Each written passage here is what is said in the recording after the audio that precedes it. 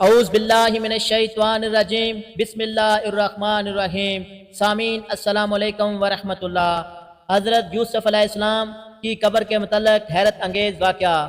ابن ابی حاتم کی ایک حدیث میں ہے کہ نبی کریم صلی اللہ علیہ وآلہ وسلم کسی عرابی کے ہاں مہمان ہوئے۔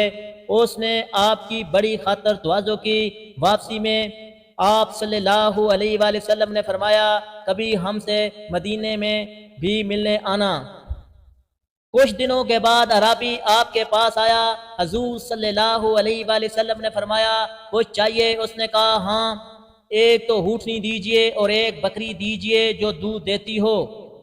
آپ صلی اللہ علیہ وآلہ وسلم نے فرمایا، افسوس تو نے بنی اسرائیل کی بڑھیا جیسا سوال نہ کیا۔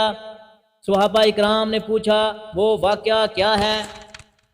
تو آپ صلی اللہ علیہ وآلہ وسلم نے فرمایا، جب حضرت کلیم اللہ بنی اسرائیل کو لے کر چلے تو راستہ بھول گئے۔ 1000 کوشش کی لیکن راہ نہ ملی۔ آپ نے لوگوں کو جمع کر کے پوچھا، یہ کیا اندھیرا ہے؟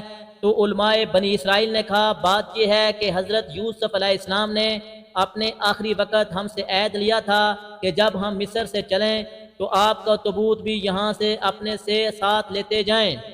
حضرت موسیٰ علیہ السلام نے دریافت فرمایا، کیا تم میں سے کون جانتا ہے کہ حضرت یوسف علیہ السلام کی تابوت کہاں ہے؟